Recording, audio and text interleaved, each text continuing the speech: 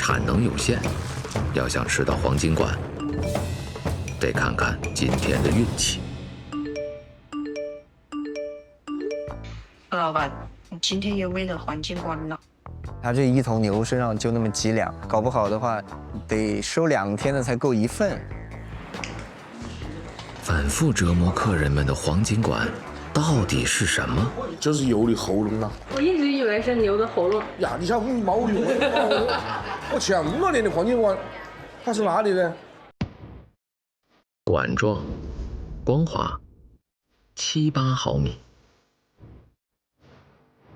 剥离周围肉质连接器，摘出的就是黄金管。黄金管是连接牛心脏的主动脉血管，它就是一根血管。黄金管一管难求，属于限定款。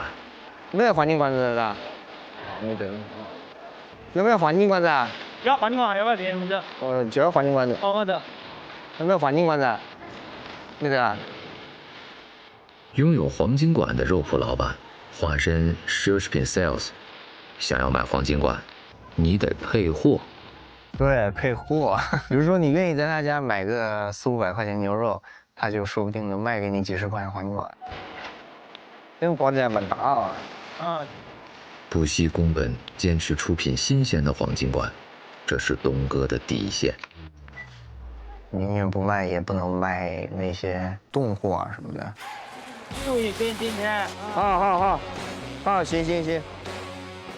我自己吃过，我自己能吃出差别来。只要坚持等待，属于你的限定款只会迟到，不会缺席。走。让我们回味一下黄金馆火锅的配方：锅气、稀有食材以及极简的调味。